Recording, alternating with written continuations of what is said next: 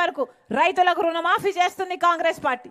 Congress party అధికారంలోకి వచ్చినాక ప్రతి పేద కుటుంబం ఇల్లు గడుపుకోవడానికే ప్రతి నెల 8,333 రూపాయలు అంటే సంవత్సరానికి 1,00,000 రూపాయలు అంటే 5 సంవత్సరాలకు 5 లక్షల రూపాయలు ఇస్తుంది ప్రతి పేద కుటుంబానికి కాంగ్రెస్ పార్టీ. మీరు ఆశీర్వదించండి. ఉపాధి హామీ కింద కనీస వేతనం 400 రూపాయలు చేస్తుంది కాంగ్రెస్ పార్టీ ప్రతిరోజు.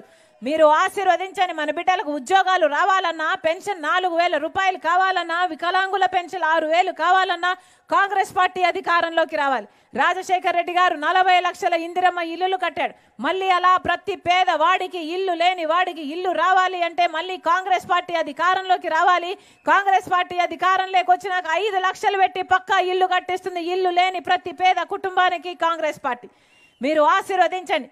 బాగు కోసం, మంచి కోసం ఆలోచన చేయండి. రాజశేఖర్ రెడ్డి బిడ్డగా నేను మాటిస్తున్నా,